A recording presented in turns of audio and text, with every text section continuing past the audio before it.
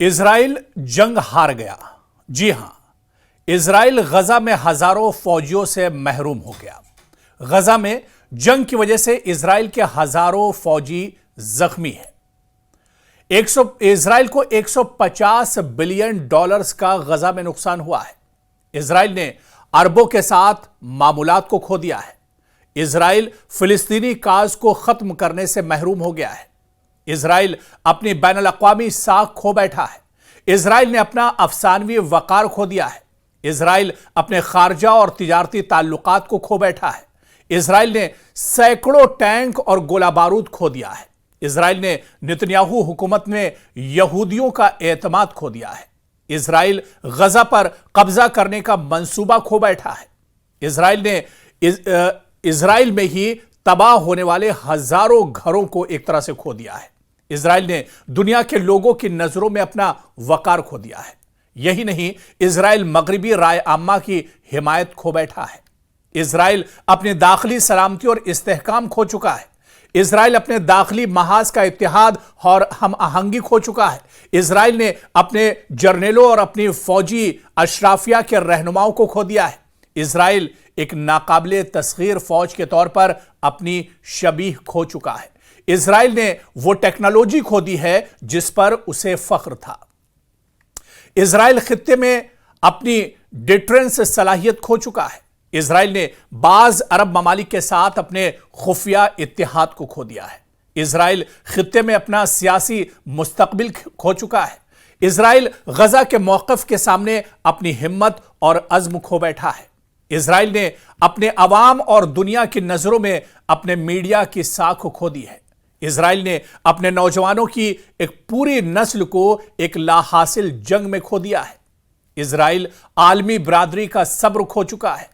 اسرائیل نے اپنی انسانیت کو کھو دیا ہے۔ اس نے سب کچھ کھو دیا ہے اور امید ہے کہ یہ سب کچھ وہ کھو دے گا۔ جی ہاں، جس طرح سے غزہ میں اسرائیل کو بڑی شکست کا سامنا کرنا پڑا ہے، 2 سال کی جنگ کے بعد بھی وہ حماس جیسے چھوٹے سے گروپ کو تباہ نہیں کر پایا، ختم نہیں کر پایا، ایسے میں اسے غزہ کے اندر اسرائیل کی سب سے بڑی ہار کے طور پر دیکھا جا رہا ہے۔ اور تاریخ جب اسے دہرائے گی تو یہ کہا جائے گا کہ ایک ہاتھی چونٹی کے مقابلے میں شکست کھا گیا اور ہار گیا، اور کچھ ایسا ہی غزہ کے اندر بھی ہوا ہے۔ غزہ میں پچھلے 2 سالوں میں جہاں پر اسرائیل نے ایک طرح سے بارود اور گولوں کی بارش کر دی، ایئر اسٹرائک کیا، بم گرائے، راکٹ گرائے اور زمین پر قتل عام کیا، نسل کشی کی، لیکن وہ حماس کو نہیں ہرا پایا، وہ حماس کو ختم نہیں کر پایا، وہ حماس کو نیست و نابود نہیں کر پایا۔ اور آپ دیکھیے کہ وہ حماس آج بھی زندہ ہے اور اپنے مشن میں لگا ہوا ہے۔ اور اسی وجہ سے دنیا مانتی ہے کہ اسرائیل نے اپنا سب کچھ غزہ میں ایک طرح سے کھو دیا ہے۔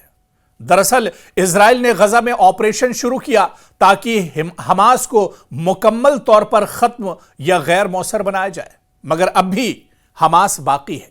اپنا اثر حماس ایک طرح سے رکھے ہوا ہے۔ اسرائیل کی جنگی مہم نے اس پر بھاری مالی بوجھ ڈالا ہے۔ مقامی ذرائع کا کہنا ہے کہ جنگ نے $70 بلین سے زائد کا اسرائیل کو نقصان پہنچایا ہے۔ اسرائیل کا اتنا بڑا نقصان ہوا ہے۔ انفراسٹرکچر، ٹینک، اسلحہ اور گولہ بارود کی تباہی معمولی نہیں رہی۔ بہت سے ممالک نے اسرائیل کی کارروائیوں پر تنقید کی اور انسانی حقوق کی تنظیموں نے اسے جنگی جرائم کے الزامات کے تحت تنقید کی۔ بعض عرب ممالک کے ساتھ سابقہ روابط اور سفارتی معاہدے ایک طرح سے دباؤ میں آ گئے اور یہ معاہدے ایک طرح سے ٹوٹ گئے۔ بین الاقوامی میڈیا، اقوام متحدہ اور دیگر فورمز نے سرگرمی سے اس جنگ کے انسانی پہلوؤں کو اجاگر کیا ہے۔ اسرائیل کی ساکھ اس سے بہت بڑے پیمانے پر متاثر ہوئی ہے۔ بہت سے لوگ اور ممالک اس کے اقدامات پر سوال اٹھا رہے ہیں۔ اگرچہ اسرائیل نے کچھ علاقوں میں کنٹرول حاصل ضرور کیا غزہ میں، مگر وہ پورے غزہ پر قبضہ نہ کر سکا۔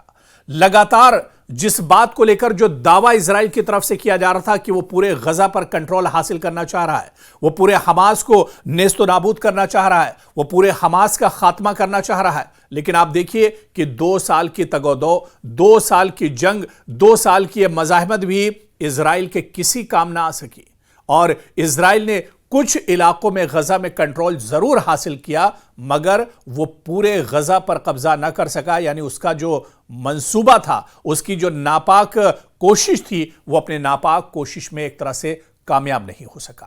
اسرائیلی فوج کو بہت مشکلات کا غزہ میں سامنا کرنا پڑا، خاص طور پر زیر زمین سرنگ اور ٹنل نظام کے خلاف جنگ میں IDF اور اسرائیل کو کافی زیادہ دشواریوں کا سامنا کرنا پڑا۔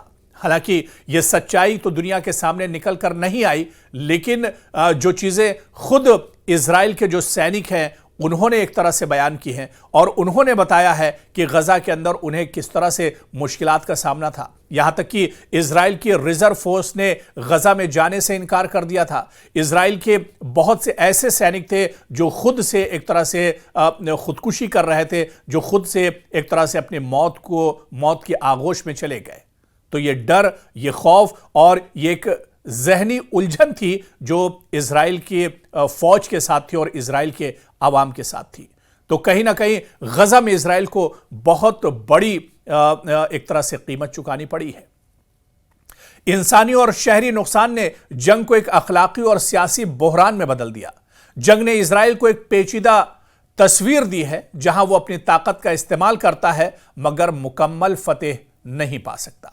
جنگ میں فتح صرف اس کو نہیں ملتی ہے جو فوج سے لڑے، اور یہ بالکل سچائی ہے، یہ حقیقت ہے، اور یہ ایک طرح سے حالیہ وقت میں اگر بات کی جائے تو دنیا میں ایک بڑی مثال کے طور پر یہ سچائی ابھر کر سامنے آئی ہے کہ جنگ میں فتح صرف اس کو نہیں ملتی جو فوج سے لڑے، بلکہ اسے فتح ملتی ہے جو عقل، اخلاق اور عوامی حمایت سے لڑے۔ اگر آپ طاقتور ہوں مگر انسانی ہمدردی آپ کے ساتھ نہ ہو، اگر آپ فوجی ٹھوس ہوں، فوجی طریقے سے مضبوط ہوں مگر جمہوریت اور احترام آپ کے پاس نہ ہو، تو آپ نصف فتح بھی نہیں پا سکتے ہیں، یعنی آدھی جیت بھی آپ کو نصیب نہیں ہو سکتی ہے۔ اسرائیل کو اس جنگ نے بتایا ہے کہ طاقت کا استعمال ایک راہ ہے مگر وہ واحد راہ نہیں، اور عصر جدید میں جیت صرف بندوق کی نہیں، عزم، کردار اور عوامی محبت کی جنگ ہے۔ اور اس جنگ نے دکھایا ہے کہ اگر انسان کی قدر نہ ہو تو جیت بھی ہار بن جاتی ہے۔ اور کچھ ایسا ہی اسرائیل کے ساتھ، بنیامین نتنیاہو کے ساتھ، امریکہ کے ساتھ، ڈونلڈ ٹرمپ کے ساتھ اور یورپ کے ان طاقتوں کے ساتھ ہوا ہے جو مشرق وسطیٰ میں ایک طرح سے ننگا ناچ ناچ رہی تھی، جو قتل عام کر رہی تھی، جو بے گناہوں کو موت کے گھاٹ اتار رہی تھی، جو معصوموں کا قتل کر رہی تھی۔ اور آپ دیکھیے کہ اتنے سالوں کے بعد بھی، اتنی لمبی جنگ کے بعد بھی انہیں شکست کا سامنا کرنا پڑا ہے، اور یہ شکست ایسی ہے جو اسرائیل اور بنیامین نتنیاہو کو ایک مدت تک، ایک زمانے تک پریشان کرتی رہے گی۔ اور جب جب وہ غزہ کو سوچیں گے تو ایک طرح سے ان کے رونگٹے کھڑے ہو جائیں گے، کیونکہ تباہی غزہ میں بھلے ہی بہت ہوئی ہو، لیکن زمینی طور پر آپ دیکھیے تو غزہ میں اسرائیل ہار گیا ہے، غزہ میں بنیامین نتنیاہو کو شکست ہوئی ہے، اور اسرائیل اور اسرائیل کی سرکار اور بنیامین نتنیاہو کی جو کابینہ ہے، جو جنگ لڑنا چاہ رہی تھی، جو ہتھیار چھوڑنا نہیں چاہ رہی تھی، اس کے لیے ڈونلڈ ٹرمپ کا جو معاہدہ ہے، جو جنگ بندی ہوئی ہے، یہ دراصل بہت بڑا جھٹکا ہے۔